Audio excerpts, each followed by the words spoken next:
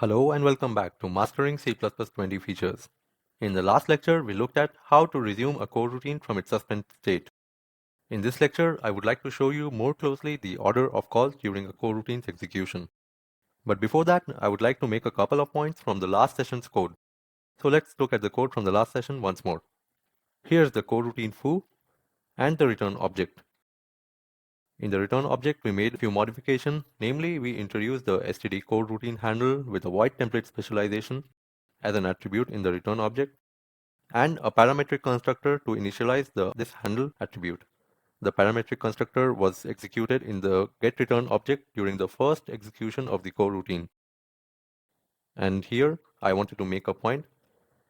The call to the parametric constructor from the previous lecture looks a bit unreadable. To make it more readable, we can use a named object initialization inside the body of getReturn object. So something like this.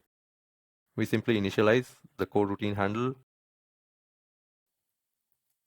on the line above the return. Std coroutine handle. Name the object handle or whatever you feel like. Initialize it by assignment or uniform initialization and call the from promise on coroutine handle promise type primary template. And here we can pass the named object from the line above.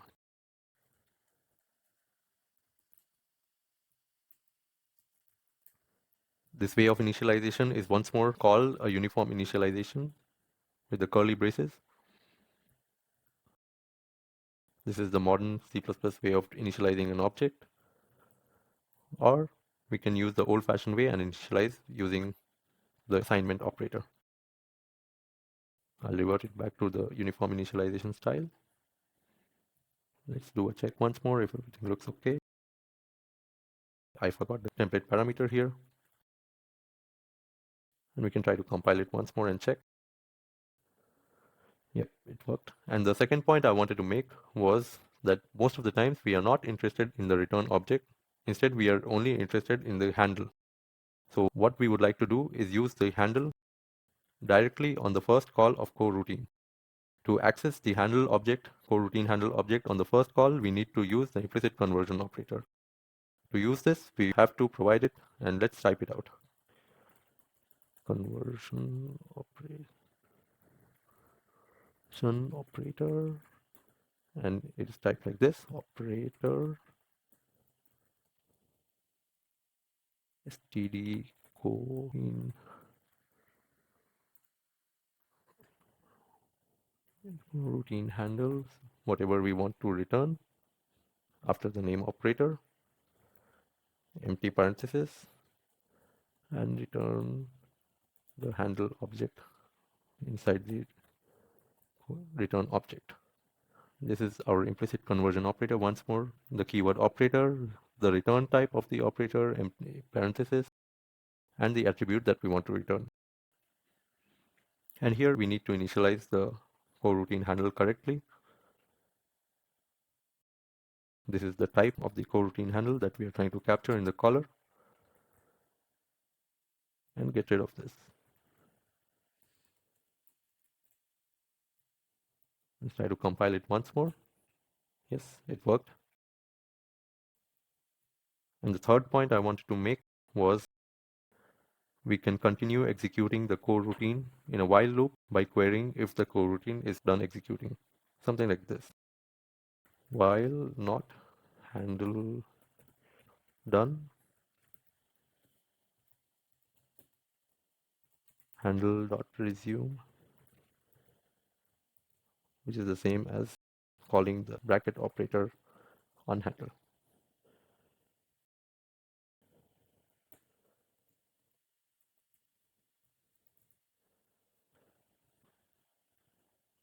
The fourth point I wanted to mention was here we cannot use auto, because if we used auto, this auto would reduce to the return object. If some people have a preference to use auto or they are required to use auto, in that case we need to properly cast the return object of foo using a static cast like this. Coroutine handle And don't forget to provide the brackets around foo. And in this case, let's compile and see. Yep, this works. Alright, these were the 4 points I wanted to mention from the previous lecture's code. And now let's look at the order of calls from the coroutine a bit more closely. Let's go back to the slide. So when the caller of coroutine calls the coroutine the first time, the method getReturnObject from promise type is executed. This in turn calls and constructs the return object and returns it to the caller of foo. Next, the initial suspend method of promise type is executed and the result is co-awaited.